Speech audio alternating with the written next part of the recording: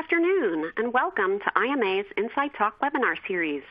The title of today's presentation is Business and Technology Directions for a Changing World, sponsored by Sage.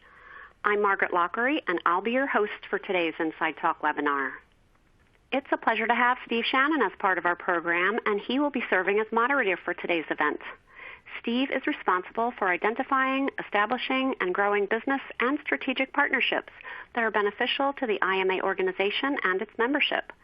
He also manages the existing partner group, which includes Sage, Oracle NetSuite, Deloitte, Workiva, Certify, Blackline, Sage Intacct, Insperity, and others who provide valuable business information and professional services to IMA and its members. Hi, Steve. Welcome to the program. Hello, Margaret. Thanks very much. I'm very happy to be part of today's webinar, and on behalf of everyone here at IMA, I want to welcome you all to today's event. At this time, I would like to introduce our featured presenters for today's program. With us today, we have Mike Stein. Mike is an enterprise technology professional with over 15 years developing business strategy for brands such as Infor, LiveSource, and Red Prairie. At Sage, he leads the X3 U.S. product marketing efforts focused on the medium-sized business segment and helps drive the go-to-market strategy for Sage's solutions, which are designed to meet the business needs and challenges across the manufacturing, distribution, and service industries. Mike earned a Bachelor of Science in Marketing from the University of Cincinnati. Please join me in welcoming Mike Stein. Thank you, Steve. It's great to be here today. Thanks, Mike. Next, I'd like to introduce our second featured presenter, Laurie McCabe. Laurie brings more than 20 years of experience in the IT industry to her current role at SMB Group. She has built widespread recognition for her capabilities and insights in the small and medium-sized business market in several areas, including cloud computing, mobile solutions, business solutions, social networking and collaboration, and managed services. Prior to SMB Group, Laurie worked in analyst roles as a partner at Hurwitz and Associates, Vice President of SMB Insights and Solutions at AMI Partners, and Vice President at Summit Strategies, where her original research of the emerging cloud computing model earned her broad recognition as a thought leader in this area. Laurie's 9 years at Digital Equipment Corporation, including her last role as Director of Market and Competitive Intelligence, provide her with critical experience from the vendor perspective. Please join me in welcoming Laurie McCabe. Hi, Steve. Hi, everyone, and thanks for having me here today. Thanks, Laurie. So before turning the presentation over to our speakers, I'd like to go over the learning objectives for today's program. After participating in this webinar, you will be able to describe how mid-market businesses fared in 2020 and how they are reshaping their outlook and business strategies for 2021. You will also be able to list the top digital transformation drivers, challenges, and business initiatives to invest in, and which ones are providing the best returns. And finally, you'll be able to identify how cloud technology can help your company get the efficiencies and insights for the applications you use now, as well as flexibility you will need in the future. We have over 1,400 of you online with us today, so the topic is of high interest for management accountants around the world, and we're looking forward to a very informative presentation. So at this time, I will turn it over to Laurie McCabe to begin. Laurie? Thanks again, Steve. And, before I dive into some of the research I'm going to talk about today, I just wanted to give you a little bit of background on this study that I'll be pulling a lot of that information from. So last year in 2020, with COVID up front and in our faces, we conducted a couple of surveys to see what the impact of COVID, was on SMBs during 2020. And now in 2021, we're moving ahead and hopefully past the worst of the pandemic. So we wanted to find out how businesses that have made it this far are dealing with the continuing change and still uncertain conditions. So in February, we fielded a new study, the 2021 SMB Technology Directions for a Changing World Survey Study.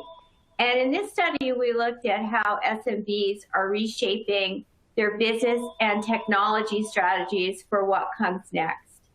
And we surveyed about 761 North American SMB customers. In today's discussion, we're going to be focusing primarily on the medium and mid-market businesses that have from 100 to 2,500 employees. So hopefully relevant for most of you today. So just to dial back, in case you've forgotten, I know it's still kind of fresh in my mind, but last March, when COVID-19 just started to spread like wildfire, I think it's fair to say that for most of us, it was kind of like a deer in the headlights moment. Fear and uncertainty were kind of the watchwords of the day.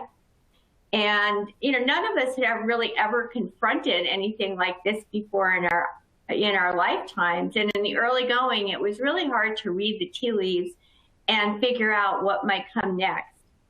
But in July, the impact of COVID was coming into view for most businesses.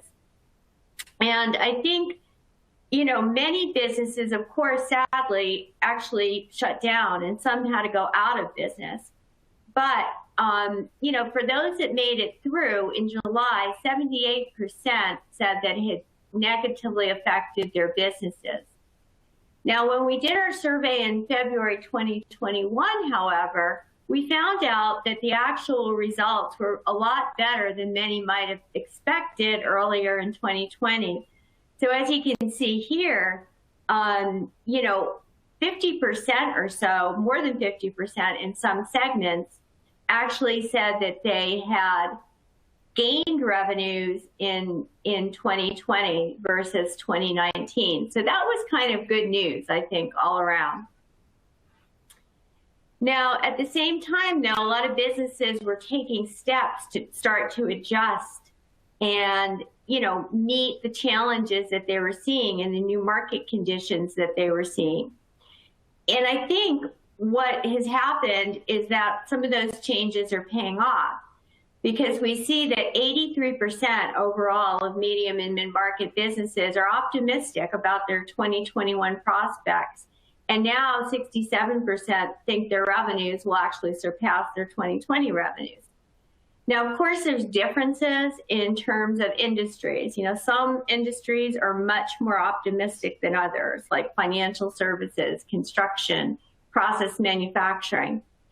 But even in the industries that turned out to be the least optimistic, media, healthcare, and education, we still see over 50% believing that their revenues will increase this year. Granted, for some, this is an increase maybe over a loss or flat revenues or whatever. But I think it's fair to say that we see a lot of resiliency and optimism for 2021. And as COVID rates decline and vaccinations are in progress, and the consumer stimulus is kind of creating more spending out there, you can see that this kind of change and shift has really helped a lot of the businesses. But in addition to that, a lot of businesses have also taken steps on their own to try and create a more positive climate for their businesses. So first of all, what are some of those factors? I think it's clear that a lot of companies, 80%, in the wake of COVID-19, over the last year or so, they've been making significant changes in their business strategy. And we'll get into some of those changes more specifically. A lot of companies that were eligible to take advantage of PPP loans in the first round took advantage of them. again, not only helping them kind of get through the downturn, but sometimes make investments in some of the new initiatives that are going to kind of propel them forward. And we also see about half of companies are going to seek funding in 2021. So I think the whole idea of making the business change and then funding the change is very key to this kind of turnaround. And in addition to that, we see companies, about a third, considering mergers and about half considering acquisitions as they try to build scale in their business and, again, become more resilient for the future. Now, technology has been really critical to helping these businesses to adapt and to move forward. It's become very clear over the last year that although it may have seemed counterintuitive to invest or increase technology investments in a downturn, many businesses did just that.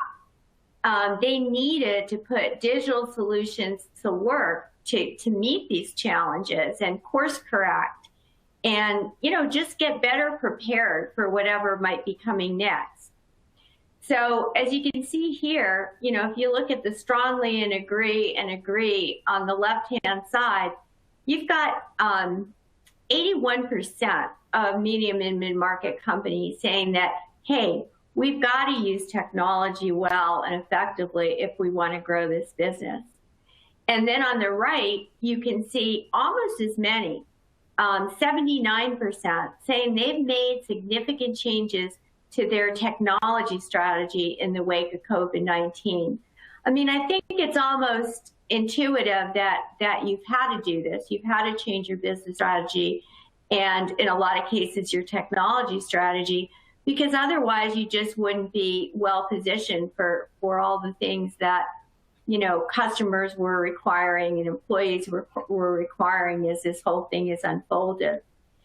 And I think another thing that's happened is in a lot of cases, we've seen COVID really as the push that came to shove. So, if you're like a lot of companies, you may have said, we've really got to do more to digitize and virtualize different aspects of our business before COVID. But you may have been dragging your feet because it's hard to do and it does require some money and time and all these other things.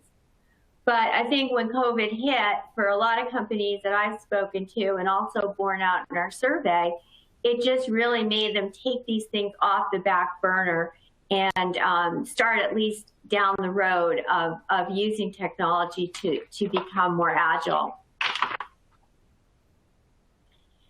So one of the areas that the biggest changes, of course, happened in was in the workforce and the workplace.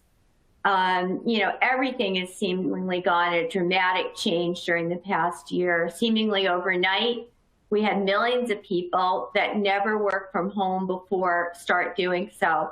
It's so funny now because a year later, it seems so normal. We've adjusted to this new normal. But if we think back to April or May of last year, everybody was still kind of, shell-shocked about the whole thing. But as people got used to it, they realized they had this aha moment and they realized, wait a minute, a lot of stuff can be done just as well from a home office as it can from a commercial space. So companies began to do a lot of things to really foster this, equipping remote workers with new hardware and software so they'd be more collaborative and productive.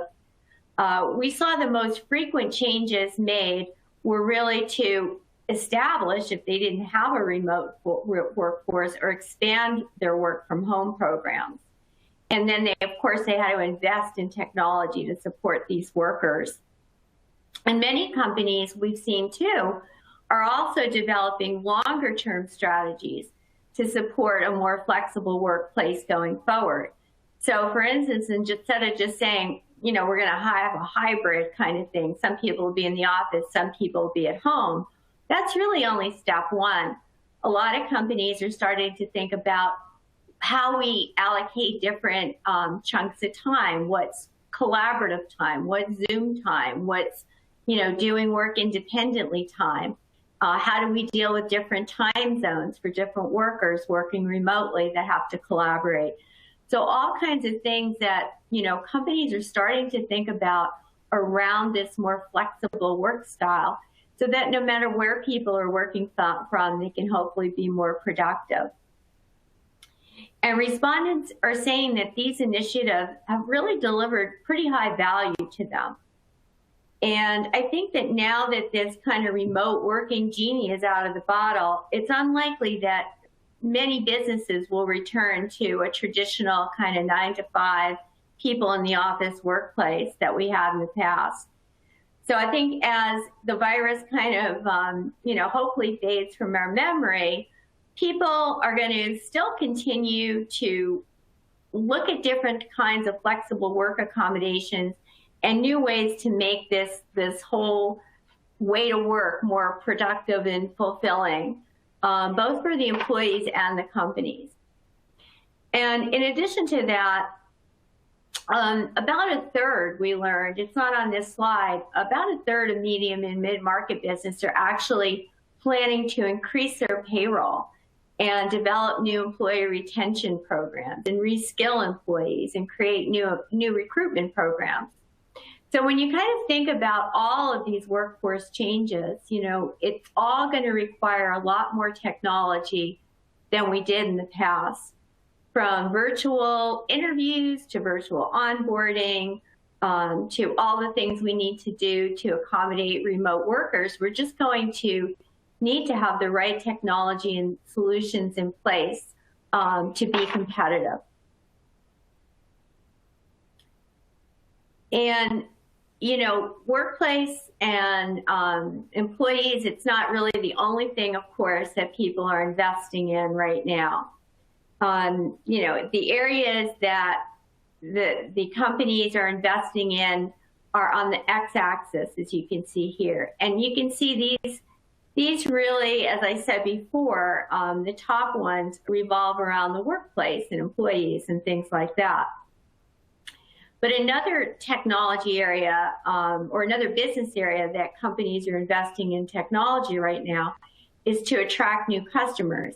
And this could be everything from, developing new products, going into new markets, or shifting further to e-commerce and contactless payments and things like that to get new customers in the door. So for instance, many companies retooled assembly lines. We all heard about the distilleries making hand sanitizer and, companies like Bauer Hockey making medical shields instead of hockey face masks. But also, investing in new sales and marketing solutions. Like I know a lot of restaurants, weren't open. So were there a lot of local farmers that looked at new markets, consumer markets, and how to get their stuff to the grocery stores and into consumer hands directly, because they had a lot of things that they were growing that they couldn't sell to the restaurants. Red Roof Hotels is another example. They began offering day rates for workers so that if you were home with a couple of screaming kids and dogs barking, you could go check into Red Roof Inn for the workday and get your work done in a quiet place. And so there were all kinds of products and services really being reconfigured from the physical world to the virtual world. Another area that was a big investment area is spending money to improve financial management, because after all, at the end of the day, that's where the buck stops. So to do more with budgeting, forecasting, and get more control over uncertainty and better manage cash flow and preparing for different contingencies.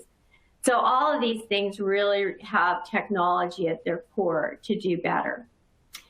And if you look at the bubble kind of in the middle, that's the highest bubble, I think we can look at that and see maybe what's coming with a lot of companies. Because this area actually provided the highest return on investment. And that's providing or improving collaboration with external customers, suppliers, and partners. We've spent a lot of time improving collaboration internally over the past year. But I think that we can all see that with travel having come to a standstill for business and things like that, we need new and better ways to have collaboration and engage with customers in a personal way, even though we may not be seeing them physically. So that's a big area to be thinking about maybe for your business. Now, it's hard to overestimate the role of cloud computing and all that's happened over the last year. It's really been a lifesaver for many companies during COVID, and it's become, as you can see here, the deployment method of choice for medium and mid-market companies. 85% say they are extremely likely or likely to select a cloud solution the next time they purchase an application. So I think, this ship has sailed already. We're not even going to where the puck is. This is what everybody is going towards. And they've really seen the cloud has helped them stand up the new applications they need more quickly and easily and affordably a lot of times than on-premise alternatives, and given everybody in the organization and external stakeholders too access to the apps and data they need from anywhere, which was critical in the pandemic. Another big draw for the cloud is that, cloud vendors are, of course, embedding new technologies, whether that's artificial intelligence, machine learning, new integration capabilities, natural language processing, et cetera, et cetera. They're embedding all these capabilities into their apps.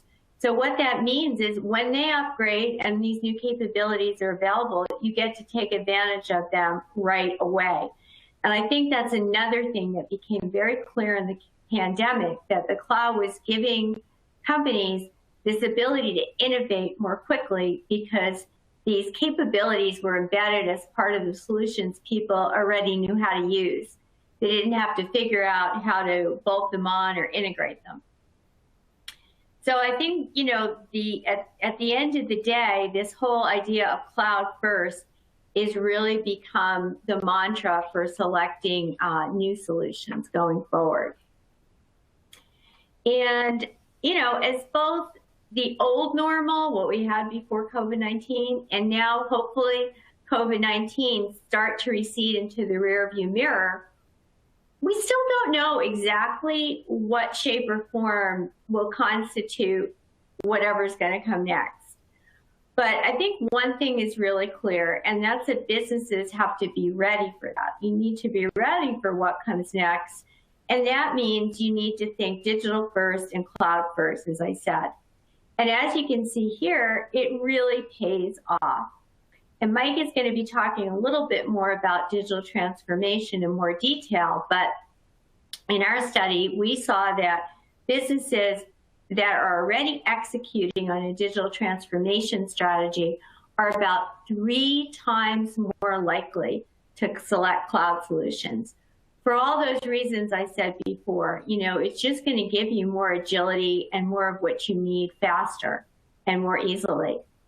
In addition, those businesses that have already started to execute on digital transformation, digitizing more of their business, are 61% more likely to have had their revenues go up from 2019 to 2020 than those that have no plans yet for digital transformation. And they're 72% more likely to expect that their revenues will go up in 2021 than those that haven't yet started down the digital transformation path. So I think the bottom line here is that a strong digital transformation strategy and in executing, of course, on that strategy really can help give you the edge. It can give you the insights you need, the agility you need to be proactive, whether that's to capitalize on new opportunities or head off, new challenges that might be coming down the road. And with that, I think it's time for our first poll question, which I will turn over to Steve. Steve? Great. Thanks so much, Laurie. That was some interesting data that you shared with us. And In line with that, this question will help you get an idea from our audience. What are some of the things that are challenging for them? So we've arrived at our first poll question. And if you don't see the poll question, please just refresh your browser, and that typically will resolve the issue. And you can answer this as well as the other poll questions immediately as they appear on your screen and as I read through the question. So the first poll question today is, what is the biggest challenge, and that would be from your business or for your business, to adopting new technology? Choose from among A, it's security concerns, or B, too much data located all over the place. 3, you have on-premise financial systems already. Budgetary constraints, or is it integration challenges, or just a general lack of expertise in terms of adopting new technology? And again, after selecting your answer, please be sure to click the submit button located below so that we can record your responses. And this was very quick, Laurie. We're already up into the low 90 percentile. So let's take a look at the results and see if there are any surprises here.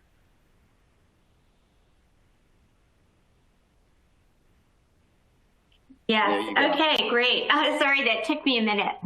Yeah, no big surprises here. This was actually a question that we asked in our survey too. I think security did come out as number 1, but integration was number 2. Security is always a big challenge because there's just so many ways that people can hack into and get at your data and get at information that you don't want them to have. But we see integration just figuring more and more prominently because, no system is an island. And it's really critical that companies be able to integrate the different kinds of solutions they need for their business. Otherwise, it's tough to get that comprehensive view of the business that you need to really be proactive and make the best decisions.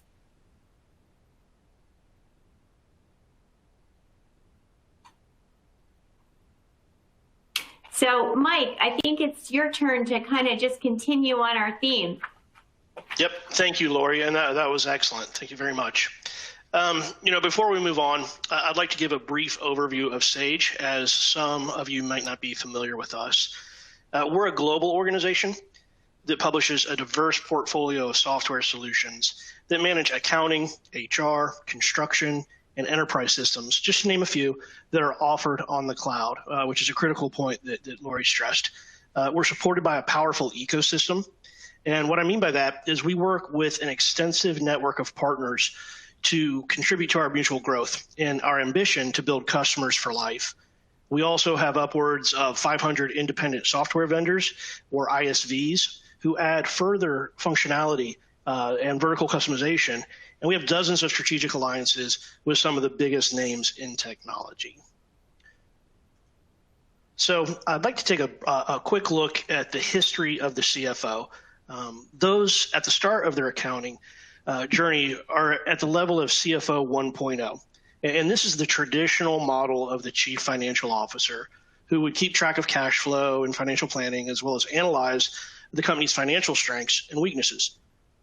Many of the day-to-day tasks are still quite manual, and any corrective actions they propose for running the business are based on statistics and figures that are quite frankly, most times out of date, the moment that they're created. The CFO 1.0 is, to all intents and purposes, looking backwards, if you will, in the rearview mirror, running processes and making use of financial reporting tools that traditionally show what happened yesterday or last week or even the previous month. Their focus is on reporting accurately what has happened, and that is often really their only focus. Now, moving on to CFO 2.0, emerges a direct response to digital transformation. It's with digital transformation that the CFO is called upon to do both increase their level of responsiveness to what is happening now, but also to start thinking about the tools and technologies that can be leveraged to increase a business's level of responsiveness to change. And especially in this past year, change has just been paramount. In contrast to CFO 1.0, CFO 2.0 is much more of a tactician, if you will, who leverages information that is arriving in real time to inform specific responses to current events. So now enters CFO 3.0, a new era where the combination of RPA, robotic process automation, artificial intelligence, machine learning, some of the things that Laurie mentioned, delivers us to an entirely new era in Nirvana, quite honestly. CFO 3.0 is really a new breed of trailblazing finance leaders who use data and emerging technology to create a vision for the future. They embrace new techniques, such as predictive analytics, to drive digital transformation to new levels of its capabilities. So, in summary, the history of the CFO is really the history of how they respond to societal change, if you will. What I mean is by embracing the opportunity to basically alter their mindset and adopt emerging technologies. Transitioning from operational to tactical to strategic will ultimately result in getting the CFO to the automation and predictability areas with the use of modern technology. And you're going to hear me use the phrase modern technology throughout. So let's move on to some of the more common challenges that a CFO is faced with. There's ongoing regulation requirements. They're increasing, and CFOs now have a personal stake in regulatory adherence along with their co-leaders.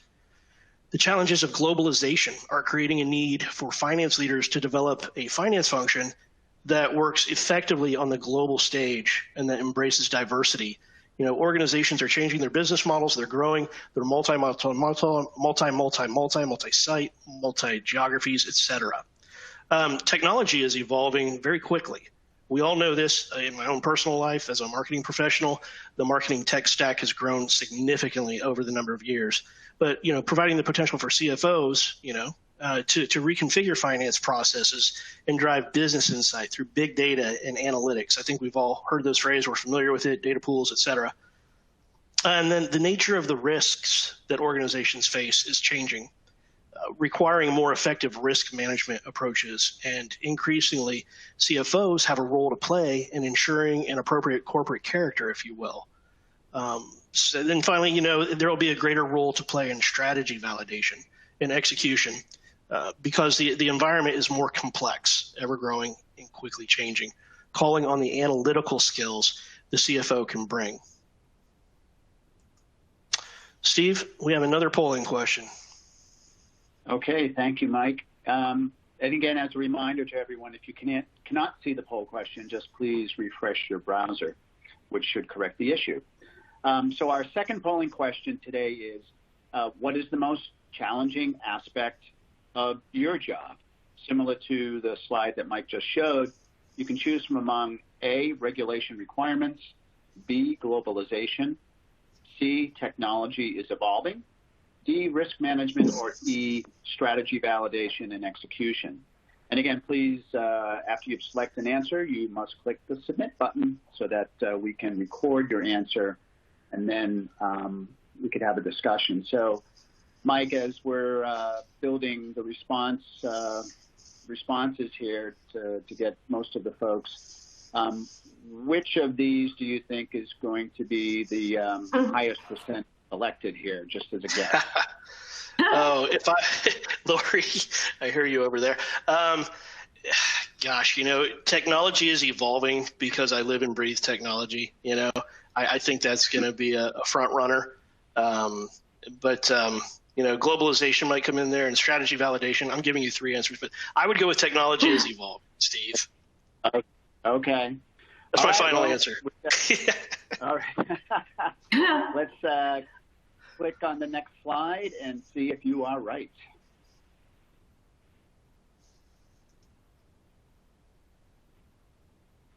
And you're very close. Close. Strategy validation and execution is number one at 33.2. And that makes a lot of sense. Really the strategy and the planning phase we can all work upon, and collaborate upon.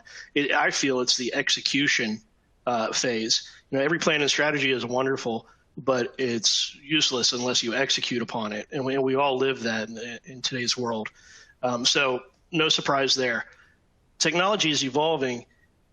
I mentioned that in my world, the tech stack is tremendous, and I know in the folks that are joining us, the same is true. You're probably receiving solicitations for the next best, you name it, piece of software or what have you, but it's very difficult to keep up with all of this. You're inundated with it. Your organization adopts new technology. There's a learning curve. So, it makes sense that C and E are at the top of the list, Steve.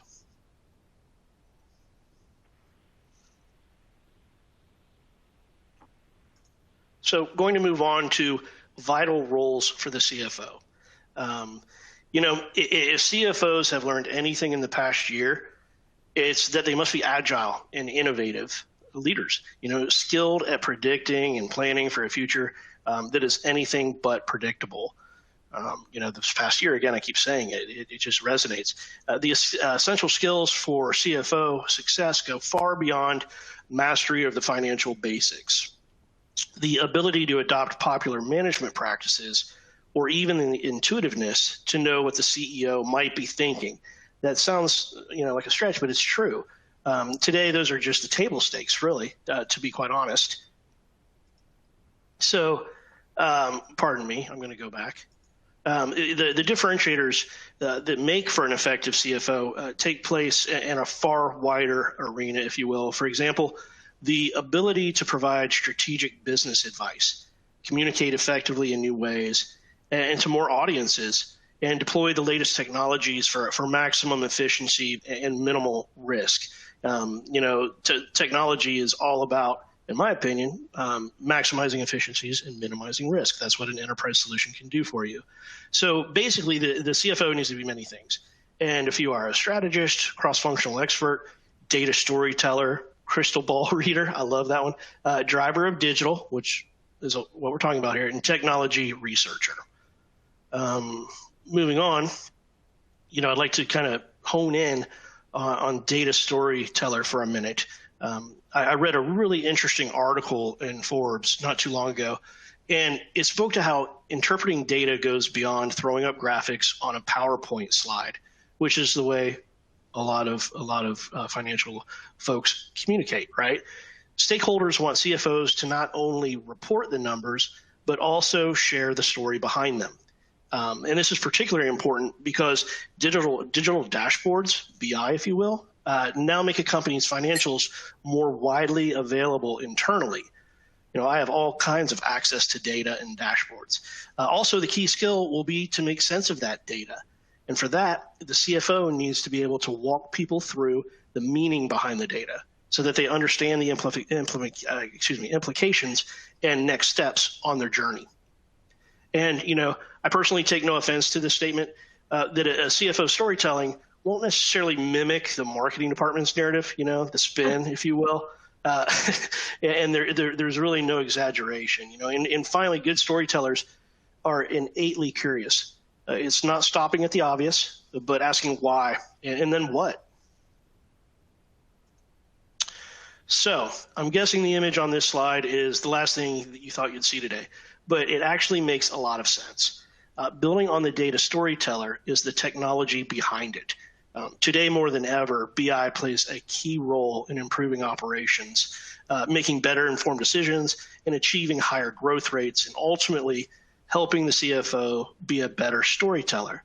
You can get the disparate data. And the bottom line is BI doesn't just help you grow your business. It helps you understand your enterprise's full story. And I keep saying story by bringing disparate data together in a common dashboard. And in doing so, builds a solid foundation for continued success by giving the CFO an advantage with actionable insights. And for those of you that may not have certain BI tools in place, you're probably exchanging data in Excel spreadsheets, via email, you name it, from disparate silos.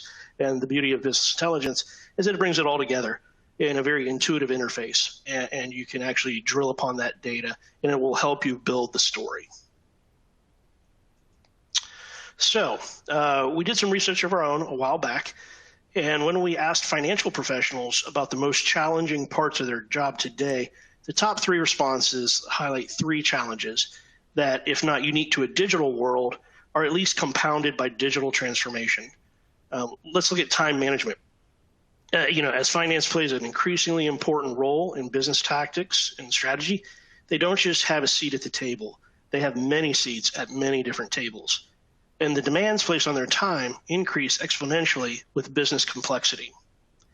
Technology issues. Leaders rely on technology for communication, but more importantly, in order to gain visibility into the business. With increasing reliance on digital tools, however, additional issues do arise. Issues of compatibility and integration, as the very tools that are meant to overcome data silos can also create silos of their own. So as we become more connected, security also becomes more of a risk and a concern, as we saw before. Balancing the needs of stakeholders, like with time management, this is a direct result of how important the role of finance has become. But it's also a sign that organizations are experiencing growing pains in general. Very few businesses, especially mature and complex organizations, are truly digital native. So, has the role of the CFO changed over the last 5 years? The answer is absolutely. 98% say that their role has changed in the last 5 years. And you can see to the right, strongly agree, you've got healthcare, professional scientific, C-suite, regions, et cetera. So, it is due time to leverage modern technology. And the changing role of the CFO is not something really that is just happening to financial decision makers. Instead, these individuals are taking an active role in redefining what they do and serving as leaders, driving digital transformation throughout the business. This is especially the case for medium-sized businesses, which Laura's study was all about the medium-sized business, and from the CFO role specifically. Steve, let's look at another polling question, if you will. Okay, thank you, Mike. This is our third polling question today, and you can answer the question as soon as I start to read through it, and it's on your screen. So, what is driving your technology investments? Choose from among A, improving employee productivity, B, attracting new customers, C, improving financial management, or D, streamlining billing and payments, or E, business modeling. And so select the one that you think is most aligned with your thinking, and then be sure to click the submit button below so that we can record your responses. And I'll actually have Laurie take a guess this time and see which one she thinks is going to be the most highly responded to.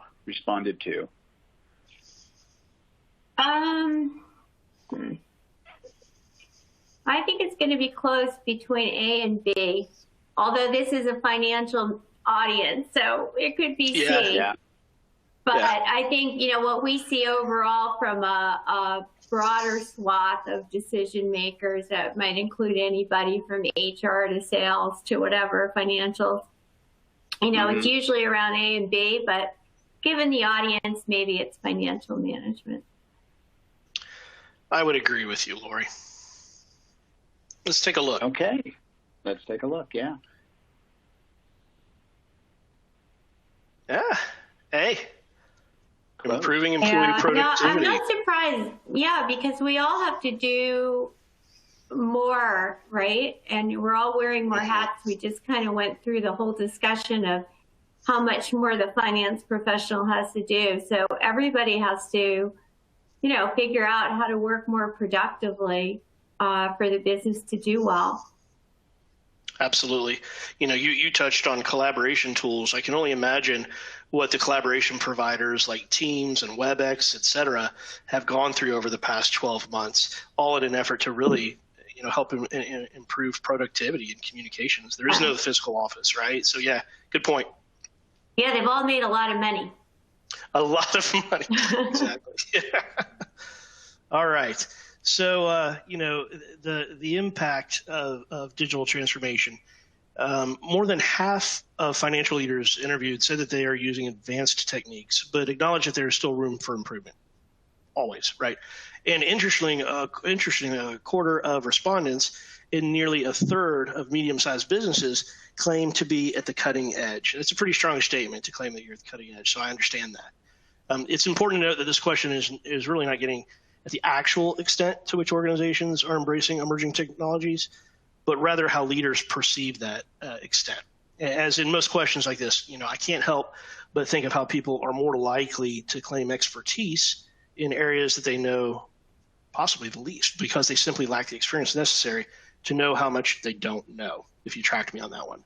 So this is important to keep in mind when reading charts like this, and also a way of keeping us humble as leaders ourselves. Furthermore, the fact that 90% of leaders believe that they are at least very good when it comes to automating financial processes should also give us a pause, quite honestly. Again, it perhaps tells us more about perception than about reality, but read in light of the challenges that the leaders experience around technology and managing stakeholder expectations, it's possible that organizations are making the right investments in technology, but may still be lacking the level of integration and experience operationally to ensure that the technologies are well adopted. And with that, Steve, I'm going to pass it over to you for, I believe, our final polling question. That's it, Mike. Yep, this is our final poll question for today. So do you agree or disagree with the following statement? Using digital technology effectively is key to business survival and growth. Either choose A if you agree, or B if you're sort of on the fence, and choose C if you disagree. So this, again, will be interesting. And to your point, Mike, there's so many technologies out there, and a lot of folks are inundated with, getting contacted or just, having to read about all these different things. And it's that, sort of fear of being left behind, right? I mean, it's such a difficult decision, but one that it's almost like, continuous accounting, right? You have to be in this every day, all the time, and keep on top of things. Absolutely, Steve. And I'm going to go out on a limb and go with A, agree. Yeah, me too, because we in our survey, it was 81%. So I'd be very surprised if it's not A. So let's give it another second here. Let's just get to 9%. And okay, looks like it's sticking right about there. So let's take a look at the results then. All right, let's look. Hey, how about that?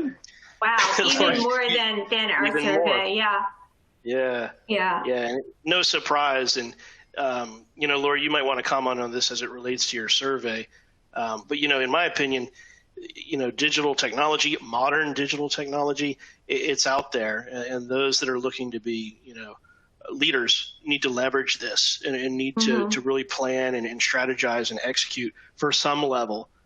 For some folks, it could be very basic steps from going from that Excel and email back and forth to, let's say, some type of collaboration tool. Laurie, your thoughts on that?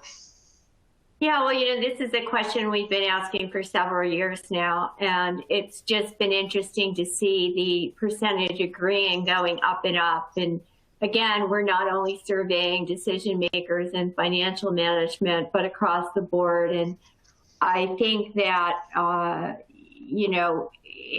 again, we've reached this super majority, and technology, the business results and technology are going to be increasingly related. Right. Absolutely. All right. And, we've covered a lot about modern technology. So I just real quickly want to take a look at Sage X3, and then we're going to open it up for questions. Okay. Sage X3 is an enterprise solution that provides faster, more intuitive and tailored business management solutions than some conventional ERPs. And when we say faster, I'm referring to faster process cycle times, faster inventory turns, faster customer response time, things that relate to your business. Intuitive means the better management of distributed operations, easier access to data and collaboration, 2 points that we've hit heavily today, and simpler management. And Taylor speaks to our various deployment options.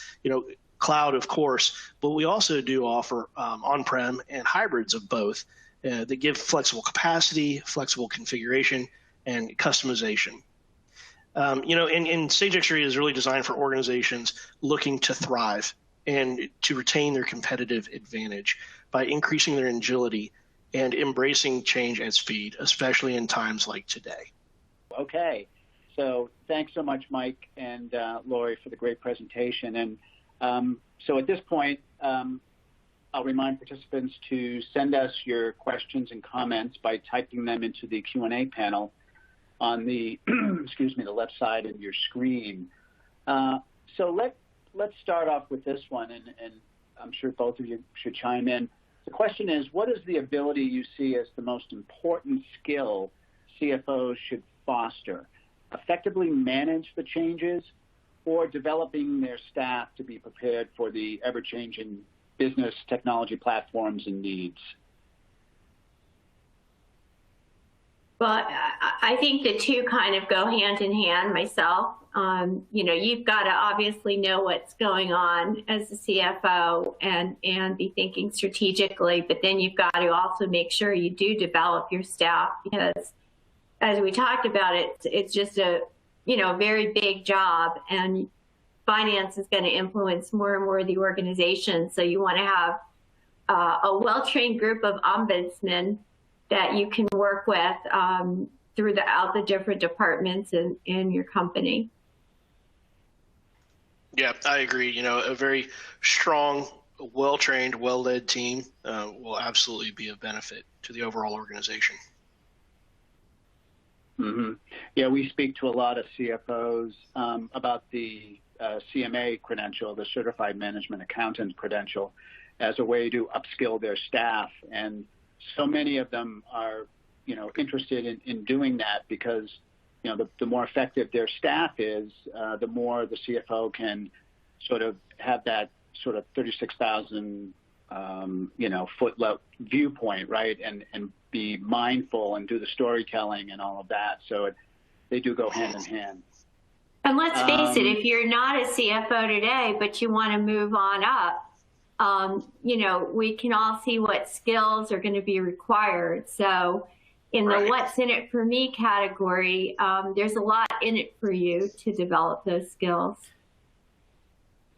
Continuous education and learning, right? Should be part of all of our daily lives. Yeah, that is so true. So here's another question. You talked a lot about digital transformation. So we're at the beginning of our digital transformation journey and are encountering challenges with adoption. So what advice would you give to a business working to overcome these adoption challenges? Yeah, Laurie? I think, first of all, I think you want to, digital transformation, it's kind of an amorphous term. We define it as using digital technology to change your business model and or your business processes, right? So it's not just digitizing what you have. It's actually taking a fresh look at how you do things and deciding how you're going to make how you do things better. So I think taking that step back first before you even think about the technology is really key.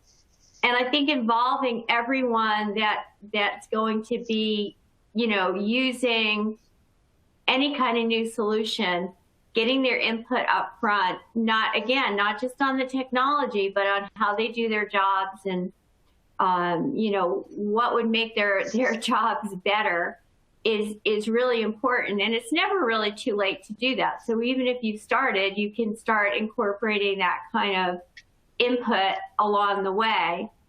And, the technology really should come last, right? First, you've got to figure out the business priorities, the people priorities, and then look at how the technology can enable them. Yeah, great. Well Thanks, said, Laurie. Yeah.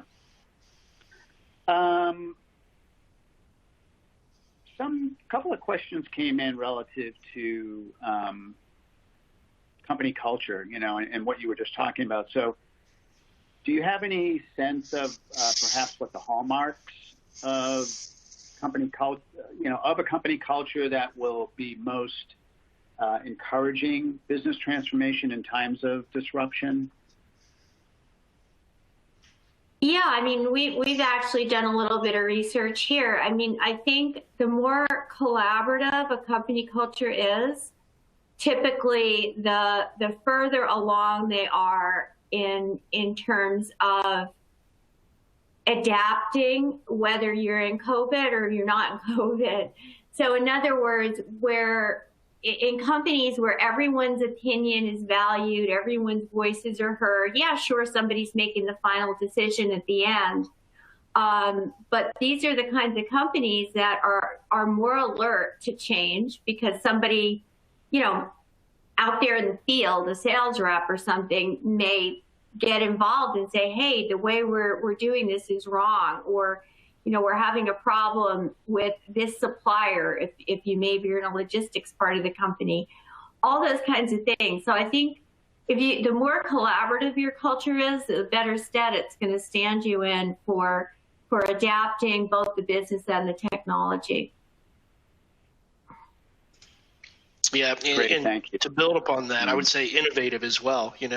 You've got to be innovative, right, and think about your processes and how they can improve. So that's what I would add to that, Laurie. Absolutely. And, yeah, and what about not being fearful of failure, for instance, and being transparent, right? I mean, you're including that in that collaborative model, right?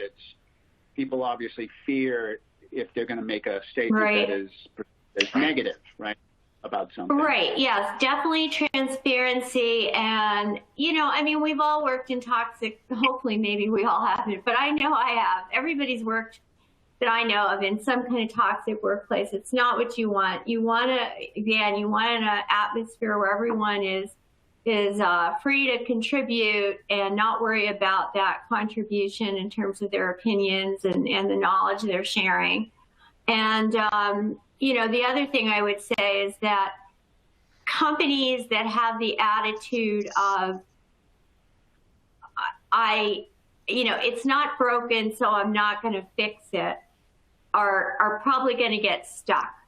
Whereas companies that say, what's going to be the price we're going to have to pay if we don't shift gears, those are the ones that usually get ahead. So we're just not living in a day and age where you can, what worked for you a year ago or 2 years is necessarily going to work for you now or in another 2 years. So I guess that's a good way to look at innovation. What's working now, but what's going to work 2 years from now, too, you have to be thinking about. Right. We're at the top of the hour, but I do want to ask one more question, and then I'll put it back to Margaret. So this one came in. We know we need to make our company more digital, but where do we start? How can we figure out what's going to work best with so many solutions out there? Well, there's no easy answer to that, but I'll go back to an answer I gave before. Yeah, call Sage. No, but the answer is really, again, you've got to start with what fundamentally needs to be done different in your company for you to really be resilient now and grow in the future. And I think what happens is people just say, oh, we need to do sales and marketing better, so let's get a new CRM, and they start looking at the solutions before they've really figured out exactly how they want to reconfigure sales and marketing, let's say. So the same thing holds true in financial management. Think about how you want to change the processes, how you want to change the jobs of the employees, how you want to relate maybe differently to different stakeholders in the organization, and then see what kind of products can best help facilitate that. Yeah, that's great. Any final thoughts, Mike? No, that was great. I think that was very well said again, Laurie. Well, thank you both very much. Yeah. Let's turn it back over to Margaret. Thanks, Steve. At this time, I'd like to thank our presenters, Mike Stein and Laurie McCabe, for sharing their knowledge and expertise with us. We're very appreciative that they've made time for IMA and for our audience today. And also, thank you, Steve Shannon, for moderating today's event. I want to again thank Sage for presenting today's webinar and thank all of you for your participation in today's event, your commitment to IMA, and your professional development through IMA's Inside Talk webinar series. I look forward to spending time with you again soon when we'll enjoy some more Inside Talk.